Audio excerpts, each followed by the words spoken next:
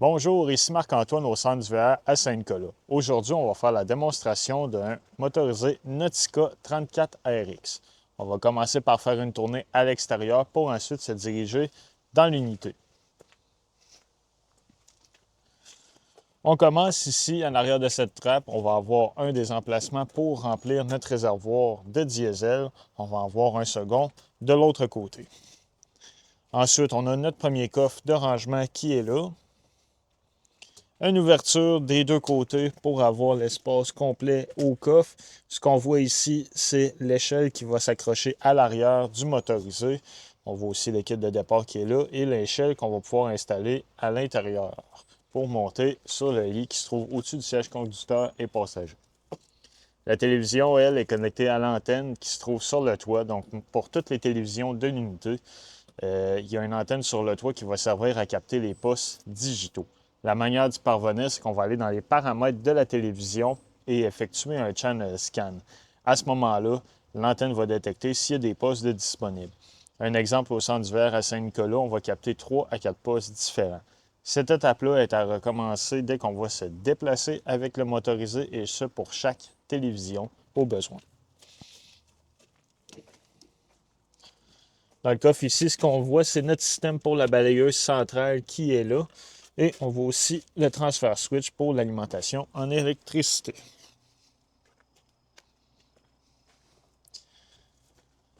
À l'arrière, on a un coffre de rangement et ce qu'on voit au mur là, c'est notre contrôleur pour le panneau solaire qui se trouve sur le toit.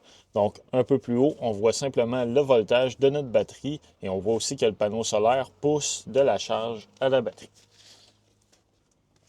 Le charger inverteur qui se trouve juste ici. Donc, lorsqu'on connecte notre motorisé, c'est lui qui va se mettre en fonction. Et c'est aussi lui qui va nous permettre de faire fonctionner notre réfrigérateur en mettant l'inverteur à on lorsqu'on est sur la route. L'inverteur, lui, va utiliser le courant 12 volts des batteries pour le convertir en 120 volts. On a deux coupes-circuits principales. On en a un ici, inverteur disconnect. Donc, lui, il doit être à on pour, évidemment, que l'inverteur soit fonctionnel. Et on en a un second juste ici qui va servir pour les slide-out. Donc, si jamais on a fermé le couteau ici, on ne sera pas capable de faire l'ouverture et la fermeture des slide-out.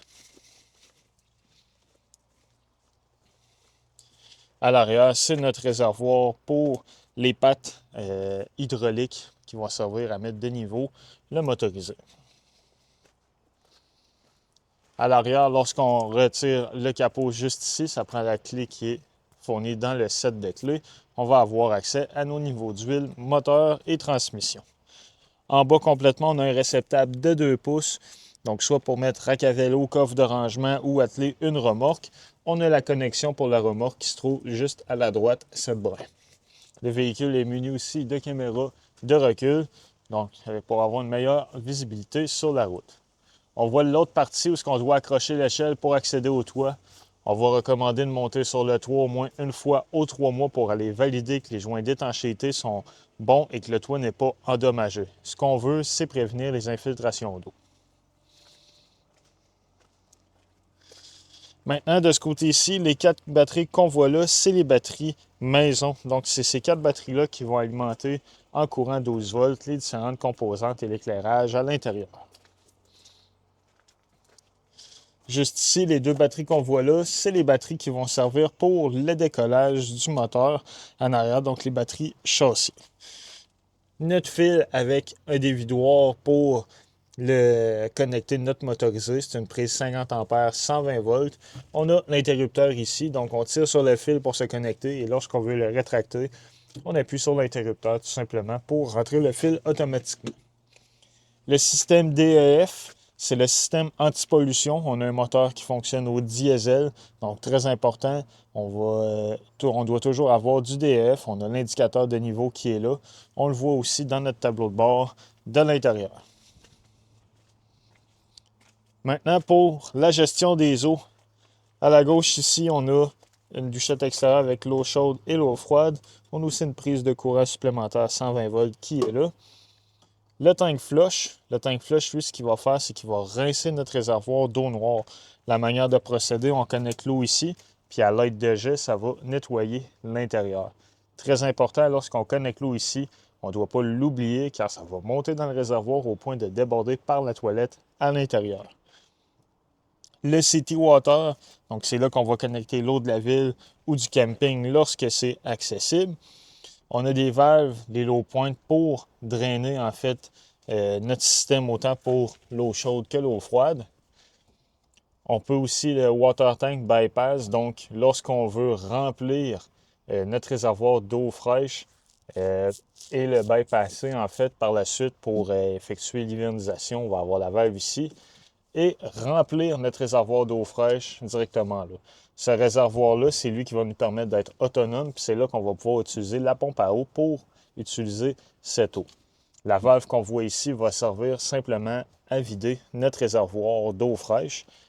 Lorsqu'on effectue la vidange, on a deux trappes, donc on va venir connecter notre tuyau ici. On a un trou dans le plancher pour passer notre tuyau connecté aux égouts. On va toujours commencer par ouvrir la valve noire en premier, qui est l'eau de la toilette. Quand c'est fait, on va ouvrir la valve grise, qui est l'eau des éviers et de la douche, pour rincer notre tuyauterie. Lorsque c'est fait, on referme les valves et on remet notre capuchon. On a aussi la possibilité d'installer une cartouche, un filtreur à l'intérieur du compartiment ici et l'interrupteur en haut pour mettre la pompe à eau en fonction de l'extérieur. On voit l'accès au coffre de l'autre côté, donc on a toujours le premier panneau qui est fermé ici. Par la suite, on referme l'autre par-dessus. On a la cloche ici pour être capable d'en effectuer l'ouverture. C'est le même principe de l'autre côté. Maintenant, notre système AquaHot, donc qui va servir autant pour le système de chauffage, plancher chauffant et notre chauffe-eau. Donc, c'est lui, toute la gestion va se faire à partir d'ici et c'est de l'intérieur qu'on va pouvoir le mettre en fonction. On voit le deuxième compartiment pour remplir notre véhicule de diesel.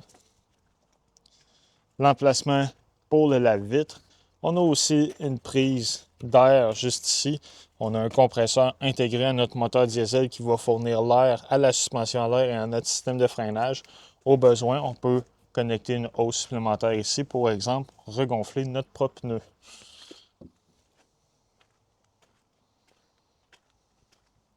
Dans le compartiment avant, lorsqu'on va le débarrer, on va avoir l'accès à la génératrice qui se trouve derrière.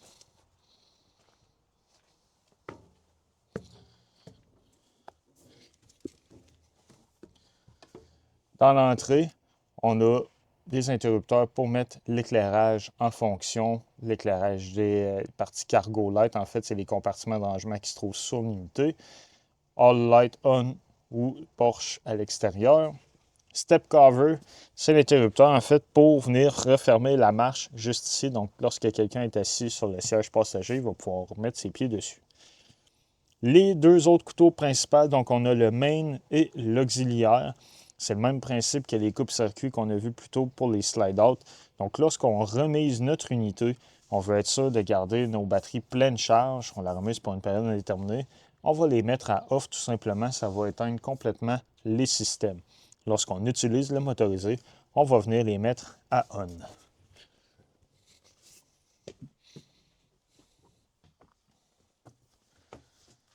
Dans le panneau juste ici, même principe, on a des interrupteurs supplémentaires, donc on peut effectuer l'ouverture et la fermeture des slide-out. Très important, le moteur doit être en fonction pour être capable de le faire. On a aussi l'ouverture et la fermeture de l'auvent et l'éclairage pour l'auvent. Il y a une manette ici qui va servir aussi à ouvrir et fermer l'auvent qui se trouve du côté droit. Notre contrôleur pour les pattes hydrauliques juste ici. Donc le module, lorsque notre moteur est en marche, en fait, on va être capable de l'allumer. Et ce qu'on voit ici, l'équivalent d'un niveau à bulle. Donc, on va pouvoir gérer soit manuellement, donc on appuie sur manuel, monter l'avant, côté droit, côté gauche, et quand la lumière va être au vert ici, c'est pour nous indiquer qu'on est le niveau. Ou simplement, on va appuyer sur le bouton automatique et il va le faire de lui-même, il va mettre de niveau notre véhicule.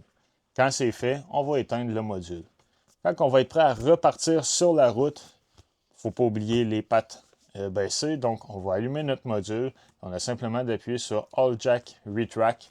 Les pattes vont se refermer d'elles-mêmes seules. Quand c'est fait, il n'y aura plus de lumière d'allumer ici. On peut éteindre le module et on est prêt à décoller sur la route. le module qui est là, c'est pour mettre notre inverteur en fonction. Donc, simplement besoin d'appuyer sur le bouton On-Off. Il va s'afficher au vert ici. Donc, à partir de là, lorsqu'on va rouler sur la route, on va pouvoir s'assurer de faire fonctionner notre réfrigérateur avec nos batteries du véhicule. Maintenant, on a une télévision qui est escamotable. Donc, on a l'interrupteur qui se trouve juste ici sous le cabinet pour monter et baisser la télévision. On en a un supplémentaire ici pour l'éclairage. Lorsqu'on abaisse complètement, on peut faire aussi un lit supplémentaire. Donc, on abaisse la table et on a des clenches de chaque côté pour positionner les fauteuils collés un contre l'autre pour avoir une place à coucher de plus. Au-dessus du siège conducteur et passager, on a un lit supplémentaire qui est ici, donc une sécurité. On le met à on ou à off. Et par la suite, lorsqu'on appuie sur le bouton, on va pouvoir abaisser le lit pour avoir une place supplémentaire à coucher. L'emplacement ici pour mettre l'échelle qu'on voyait plus tôt dans le coffre de rangement à l'extérieur. Maintenant, dans la cuisine, on a l'évier avec l'eau chaude et l'eau froide. Le micro-ondes, en fait, qui va servir aussi de hotte pour la cuisinière. Donc, lui fonctionne sur le 120 volts. On a une plaque à induction. Très important, on doit avoir la vaisselle et les chaudrons qui sont conçus à cet effet. On va avoir du rangement en dessous. Le réfrigérateur, lui, fonctionne 120 volts. Donc, on a différents paramètres ici qu'on va pouvoir modifier et programmer le réfrigérateur. La partie du congélateur qui se trouve en bas. Très important sur la route de venir mettre la sécurité pour éviter que les portes ouvrent en chemin. Maintenant, lorsqu'on arrive dans la chambre, on a panneau de contrôle supplémentaire. Donc, on va pouvoir autant gérer l'éclairage de la chambre, aussi l'éclairage qui va se trouver plus à l'avant. Télévision, même principe. On doit faire un channel scan pour capter les postes. Au mur, on a des interrupteurs d'éclairage supplémentaires, prise 120 volts et USB qui se trouvent là. Dans le compartiment ici, on a la laveuse sécheuse. Donc, même principe qu'à la maison, on a différentes programmations possibles pour ceux-ci. On a la garde-robe de rangement qui se trouve au bout, des prises de courant 120 volts et USB de chaque côté du lit. Et on peut partir et arrêter la génératrice avec l'interrupteur qui se trouve là. Donc, pour la mettre en fonction, on doit maintenir le bouton Off quelques secondes, ça va faire un reset. Et par la suite, on va maintenir le bouton Start dessus. C'est normal qu'il y ait un délai, la génératrice fonctionne au diesel, donc c'est le temps que les glow plugs se mettent en fonction pour préchauffer le moteur. Sur le module, ici, on va pouvoir gérer l'entièreté de notre unité. Donc, lorsqu'on va dans Lightning, on va pouvoir gérer l'éclairage. Lorsqu'on va dans les levels, on va pouvoir voir notre niveau de réservoir d'eau fraîche, eau grise, eau noire, ainsi que nos niveaux de batterie. Donc, coach, c'est pour les batteries maison, et châssis, ça va être pour les batteries du moteur qui va servir à démarrer celui-ci. On va avoir aussi le contrôle des slide-out, donc côté gauche, côté droit, chauffeur, passager. Encore une fois, le moteur doit être en fonction pour être capable d'en effectuer l'ouverture. Le contrôle d'auvent qui se fait ici, donc on a un auvent au-dessus de l'entrée et notre patio principal. Pour la génératrice, donc Auto Gen Start, on peut programmer la génératrice pour qu'elle décolle à une heure prédéterminée ou à un voltage prédéfini, ou simplement la mettre en fonction. On va voir ici comment que la génératrice travaille aussi, le courant qu'elle fournit à quel élément, tout simplement. Utility, donc water pump, c'est là qu'on va pouvoir mettre la pompe à eau en fonction. Aquahot, donc l'Aquahot, le système de chauffage en fait qui va servir pour le chauffe-eau et chauffer l'unité en fait. On va pouvoir le faire fonctionner soit électrique, donc lorsqu'on est branché dans une prise 50 A ou au diesel lorsqu'on est en mode autonomie sur la route. On peut aussi Entry Step Power, dans le fait, les marches qui se déploient automatiquement, on peut les maintenir fermées ou les maintenir ouvertes lorsqu'on est en situation de camping. Et bloc heater, donc on peut mettre le bloc heater en fonction pour le moteur diesel à l'arrière lorsqu'on va se préparer à quitter pour la route dans des températures plus fraîches. Thermostat, donc on est séparé en deux zones, à l'avant et à l'arrière dans la chambre. On va pouvoir soit climatiser, mettre les systèmes de chauffage aussi, autant pour la chambre que la cuisine et salon. On peut modifier l'intensité des fans aussi et la température qui est là à droite. On peut gérer les fans aussi au plafond, donc un pour la salle de bain et un pour la cuisine. Au bas complètement, c'est la prise pour la balayeuse centrale pour connecter notre tuyau qui est là. Dans la salle de bain, on a une toilette au pied pour flusher, une douche conventionnelle avec l'eau chaude et l'eau froide. Au plafond, la ventilation, donc elle, on peut la partir directement ici ou sur le module qui se trouvait à l'extérieur.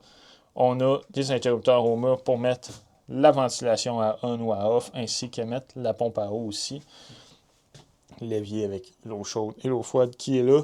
Prise de courant 120 volts avec un reset intégré. Donc, si jamais on n'a plus de courant dans nos prises, on se demande pourquoi nos panneaux de breaker sont corrects. On vient voir ici, s'assurer que le bouton est bien enclenché. Pour le panneau des breakers, il se trouve ici, donc tous les breakers qui vont gérer le 120 volts de l'unité qui sont là. Et en haut, il va y avoir le panneau de breaker qui va gérer le 12 volts avec les fusées. Le foyer, une autre source de chauffage, lui fonctionne électrique 120 volts. Donc, on peut modifier l'éclairage de celui-ci, mais on peut modifier aussi l'intensité de chauffage avec les boutons qui se trouvent là. Dans l'unité, on a des docks de ventilation qui sortent au plancher. Ça va servir pour le système de la fournaise qui fonctionne au propane. Pour les fauteuils causeuses, eux sont électriques, donc pour abaisser et relever les repose-pieds. On a du rangement dans le milieu, juste ici. Dans le Nautica, non, attends un peu, il n'y a pas de... C'est ce qui conclut la démonstration du Nautica. Merci.